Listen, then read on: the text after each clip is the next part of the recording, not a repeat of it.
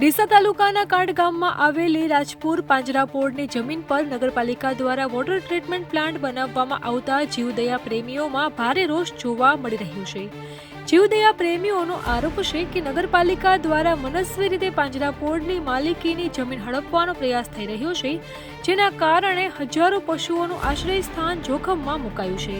તો જો આ પ્લાન્ટને અન્ય કોઈ જગ્યાએ ખસેડવામાં નહીં આવે તો ઉગ્ર આંદોલન કરવાની ચીમકી પણ ઉચ્ચારવામાં આવી છે। તેમજ સ્થાનિકોનું કહેવું છે કે આ વોટર ટ્રીટમેન્ટ પ્લાન્ટ પાંજરાપોળની નજીક બનાવવામાં આવતા રોગચાળો ફાટી નીકળવાની પણ આશંકા રહેલી છે।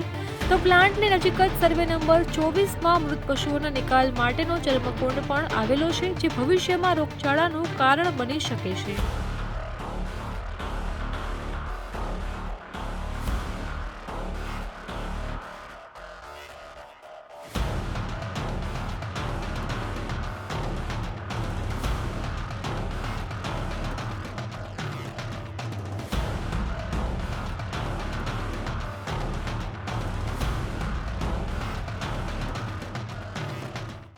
અમારી તમામ માહિતીથી અપડેટેડ રહેવા માટે જોડાયેલા રહો ત્રિશુલ ન્યૂઝ સાથે।